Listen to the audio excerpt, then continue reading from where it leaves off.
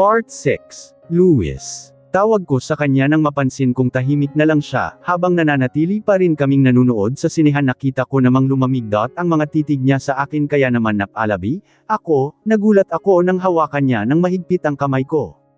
Nika, do you like my brother? Muling tanong niya sa akin, kaya naman huminga ako ng malalim, saka ako muling napaisip. Gusto ko si Sir, dahil sa mga kabutihang ginawa niya sa akin, saka alam kong hanggang doon lang yun, kahit pa na may nangyari sa amin ay hindi nun mababago.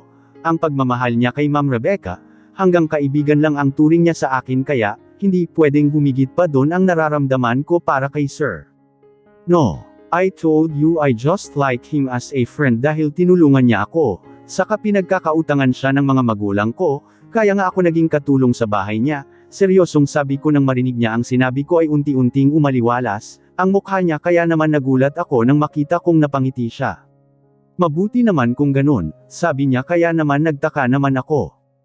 Sa sinabi niyang iyon, nang tumingin ako sa harapan ay nakita kong tapos na ang pinapanood namin. Tumayo kami saka lumabas ng sinehan. Nang makalabas na kami ng tuluyan ay naramdaman ko ang pagbilis ng tibok ng puso ko nang hawakan niya ako sa kamay ko. Saka ako dinala sa isang women's boutique. Nang makapasok kami doon ay napasulyap ako sa kanya, nakita kong nakatingin na siya sa akin.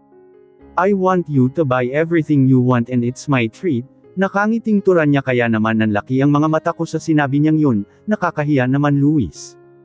Don't be shy, I just want to treat you. Pagkasabi niya nun ay nagtawag siya ng sales lady na mag-aasikaso sa akin, sa kanya inabot dito ang mga damit na nakita niya. Gusto kong makita ang itsura niya habang suot niya ang mga yan, sabi ni Luis sa sales lady, kaya naman nakita kong ngumiti ang sales lady sa akin. This way, ma'am. Kaya naman wala akong ibang nagawa kundi ang sumunod sa sales lady papuntang fitting room. Isa-isa kong sinuot ang mga dress na pinili ni Luis, iba't ibang style ang mga ito.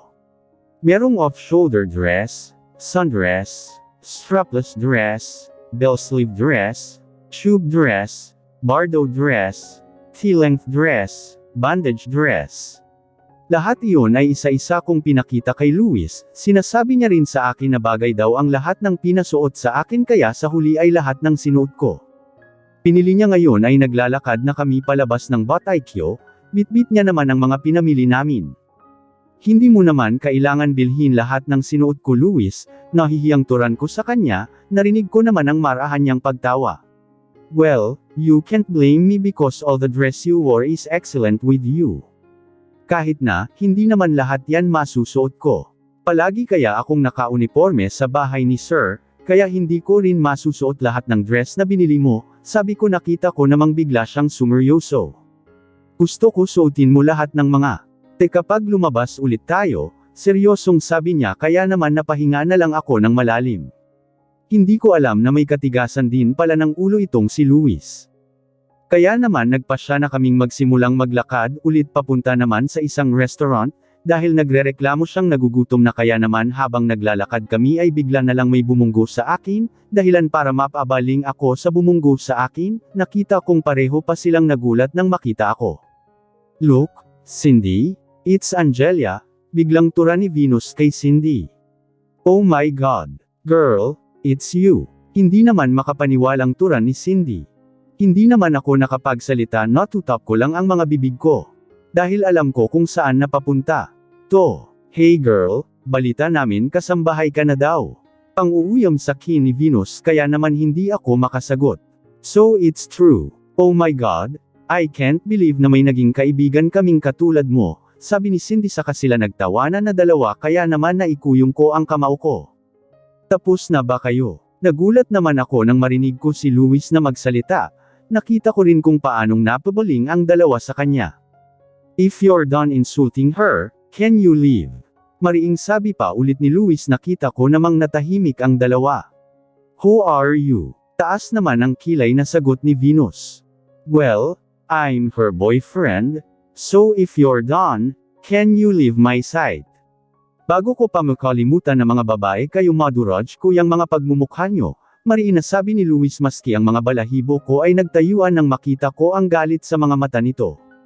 May tato kasi itong si Luis kaya naman matatakot ka sa kanya sa unang kita mo pa lang, dahil mukha itong papatay ng tao pero dahil gwapo ito ay nabawasan naman nun ang dark aura niya. Let's go na nga girl he imp. Sabi naman ni Cindy bago kami tinalikuran. Nang mapatingin ako kay Luis ay hindi ko maiwasang mapang-anga dahil nakaramdam ako ng kaunting kilig sa ginawa niyang pagtatanggol sa akin. Are you okay? Bakas ang pag-aalala sa mukha niya nang tanungin niya ako kaya naman, marahan akong ngumiti tumango sa kanya. Muli ay nakita kong napangiti siya saka ako ulit hinawakan sa kamay ko, saka kami nagpunta sa isang restaurant nang makapasok na kami ng tuluyan doon, saka kami umupo sa VIP seat umorder naman kaagad si Luis ng kakainin namin, habang naghihintay ay nag-usap muna kami. Sino nga pala ang dalawang asungot kanina? Seryosong tanong niya kaya naman napahinga ako ng malalim bago ko siya tiningnan. That's Cindy and Venus, mga high school and college friend ko pero. Dahil unti-unting bumagsak ang kumpanya ni Daddy ay nabaon si Daddy sa utang, kaya naging katulong ako ni Sir, kaya nang malaman iyon ng mga kaibigan ko sinasabi na nila sa akin. Hindi na ako pwedeng makipagkaibigan sa kanila dahil hampas lupa na daw ako. Dahil hindi na mabayaran ni Daddy ang ilang milyon na inutang niya kay Sir. Kukunin dapat ng kuya mo ang kumpanya ng pamilya namin pero. Dahil gusto ni Daddy na manatili ang kumpanya ay pumayag na lang ako. Na ako muna ang maging pambayad sa utang ni Daddy. Nang una ayaw pumayag ng dad ko na maging katulong ako sa mansyon ni Sir. Pero dahil nangako naman si Daddy sa akin na ibabangon niya ulit. Ang kumpanya namin ay pumayag na lang ako na magkasambahay. Dahil mas mahihirapan lang ang pamilya namin kapag nawala ang kumpanya. Isa pa hindi naman ako nahirapan maging kasambahay, noong una nga lang. Marami akong mga pagkakamali dahil di ako sanay gumawa ng gawaing bahay ay marami akong nabasag na kagamitin sa mansyon ni Sir, alam mo ba nakakatawa lang. Dahil noong una ay gusto na akong ibalik ng kuya mo, dahil wala daw akong silb sa pagiging katulong ko pero, dahil madali lang naman ako matuto ay natutuhan ko lahat ng mga bagay na dapat kong matutuhan. Isa pa naging mabuting amo naman ang kuya mo, dahil hindi niya naman ako pinapahirapan sa pagkakasambahay ko, mahabang paliwanag ko sa kanya. I'm sorry to hear that. Gusto sana kitang tulungan na bayaran ang utang niyo sa kapatid ko, pero hindi naman ako katulad niya na may successful business, dahil umaasa pa rin ako sa pera ng mga magulang ko dahil wala akong mapasukan na trabaho, malungkot na sabi niya kaya naman nag-alala akong napatingin sa kanya. Bakit naman? Tanong ko nakita ko namang bigla siyang napaiwas ng tingin sa akin. Let's not talk about that, malamig na turan niya kaya naman nanatili na lang akong tahimik, matapos niyang sabihin iyon nang dumating na, ang pagkain namin ay tahimik lang kaming kumain nang matapos kami, nagpahinga lang kami saglit saka kami ulit naglakad. Palabas ng restaurant saka kami nagpunta sa arcade. Nakita ko namang bumili ng maraming coin si Luis sa kanya, ako dinala papuntang basketball arcade. Let's bet, seryosong sabi niya kaya naman naguguluhan akong napatingin sa kanya. About what? Agad naman na tanong ko nakita ko namang tumingin siya sa basketball arcade bago tumingin sa akin. Look, I like you, Nika, and I want to make a bet with you. If I exceeded the score recorded here, you'd be my girlfriend, deal. Seryosong sabi niya sa akin muli ay naramdaman ko, ang pagkabog ng dibdib ko sa di malamang dahilan ay nakita kong ang gwapo niya habang sinasabi sakin. Yun kaya hindi ko na naman naiwasang mamula. Bakit ba masyadong straight to the point itong si Luis?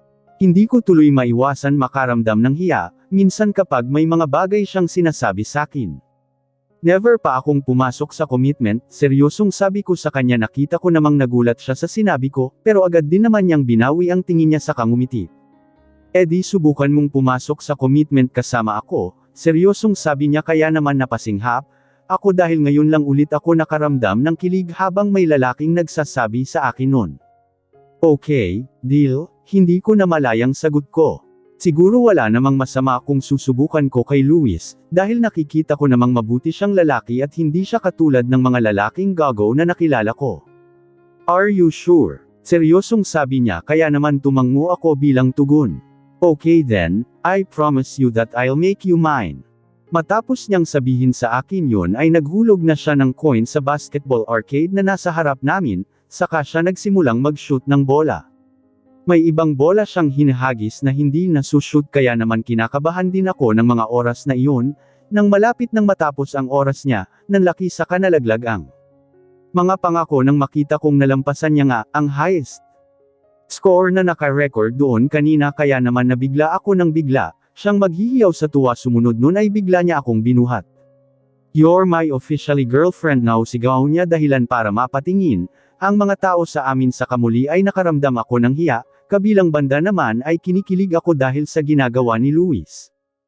Hindi ko alam pero kahit na ang bilis ng mga pangyayari ay hindi na ako, masyadong nakakaramdam ng ilang kay Luis. Sana nga lang ay magtagal ako sa relasyon namin mas makilala ko pa siyang mabuti, sana lang din ay hindi ako magsisi sa bandang huli na nakipagrelasyon ako sa kanya. Anong balita sa ibang bahay sa ED Subdivision? Agad na tanong ko kay Liam, nakita ko namang napabuling siya kila Joaquin saka Garrett. "Sir, yung mga kaibigan mo ang kumausap sa mga taong nakatira doon." "Garrett, Joaquin, any news?" Seryosong sabi ko nakita ko namang may pinakita silang papel sa akin. Si Garrett kasi ang engineer habang si Joaquin naman ang architect sa kumpanya ko, dahil sila ang naka-assign sa mga bahay na nasa subdivision ay sila ang palagi kong tinatanong kapag may mga ganitong klaseng issue kung saan may mga clients ako na nagrereklamo, dahil hindi raw matibay ang pagkakagawa ng mga tauhan ko sa bahay na nakatayo sa subdivisions ko. Well, iyan ang client na nagrereklamo dahil gumuho raw yung bahay na binili nila sa ED Subdivision, dahil kami naman ni Garrett ang gumawa ng mga bahay doon ay siniguro namin hindi basta bibigay ang mga materyales na ginamit namin sa pagtayo ng bahay, kaya imposibleng masira iyon ng ganun-ganun lang, dahil sa nangyari gusto ng client na mag-file ng refund pero nung inimbestigahan namin, ang gumuhong bahay nakita namin na sinadyang sirain yung pundasyon ng bahay, para gumuho kaya masasabi kong hindi aksidente yung nangyari at sabi ni attorney, pwede daw tayong mag-file ng case sa kliyente mong nanloko sa teen. Matapos ipaliwanag ni Joaquin ang nangyari ay napahinga ako ng malalim. Hindi na ako magtataka kung bakit may mga clients akong ganun, ang modus dahil alam nilang malaki ang binibigay kong compensation money sa mga kliyente ko na hindi nagiging satisfied sa mga bahay na binibili nila sa subdivision ko, dahil doon ay may mga ganitong klase ng clients ako na nakakaharap, kakasuhan ko na lang ang client na yun na nanloko sa teen, so don't worry about that. Kung may iba pa kayong kailangan ay discuss sa akin. Let's continue it tomorrow dahil kailangan ko na umuwi, sabi ko saka tumayo sa swivel chair ko, matapos nun ay saka naman tumango sila Joaquin pati Garrett sa akin. "Congrats nga pala pre dahil naging ayos na ulit kayo ni Rebecca," nakangiting tura ni Joaquin na pangiti naman ako sa sinabi niya. "It's all thanks to my maid dahil kung hindi niya ako tinulungan hindi ko siguro mababago ang desisyon ni Rebecca," seryosong sabi ko nakita ko namang nagkatinginan sila. "I'm so curious about this girl. I want to meet her soon," nakangiting tura naman ni Garrett na sinundan naman ni Joaquin. "Me too. Well, makilala niyo rin siya soon," sabi ko na lang saka pumunta sa parking lot, saka sumakay sa Tesla ko nang makapagpaalam na ako sa dalawa kong kaibigan saka ko iyon, minaneho sa mansyon nang makapasok ako sa garden ay napatigil ako sa paglalakad nang makita ng dalawang mata ko ang ginagawa ni Nika saka Luis. I caught them kissing dahil napansin nila ako ay agad silang tumigil sa ginagawa. Nakita ko namang di makatingin sa mga mata ko si Nika, habang namumula ang mga pisngi nito habang nang uuyam naman na nakatingin sa akin si Luis, nagulat ako nang makita kong inakbayan niya si Nika sa kahinawakan, naman ni Nika ang kamay niyang nakaakbay sa balikat niya. "I'm glad you're back bro." Nakangising tura ni Luis kaya naman sinaman ko siya ng tingin. "What the are you doing with Nika, Luis?"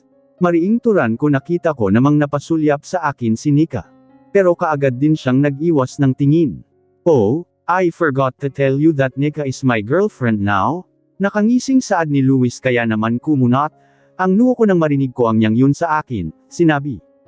"Is that true Nika?" Agad akong bumaling kay Nika nang makita kong hindi ay pa rin siya makatingin sa akin.